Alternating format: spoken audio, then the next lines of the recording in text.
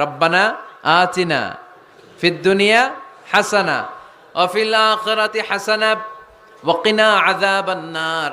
আল্লাহ তুমি দুনিয়ার সব কল্যাণ দাও, আখিরাতেরও সব কল্যাণ দাও, আগুনের আযাব থেকে তুমি বাঁচিয়ে দাও। খেয়াল করছেন অর্থ নাকি খালি মাথা ঢুলাইতেছেন? আল্লাহ রব্বানা আতিনা ফিদ দুনিয়া হাসানা, আল্লাহ দুনিয়ার যত হাসানা আছে কল্যাণ দাও, অফিল আখিরাতি হাসানা আখিরাতের যত কল্যাণ আছে দাও, ওকিনা আযাবান নার আগুনের শাস্তি থেকে বাঁচিয়ে দাও।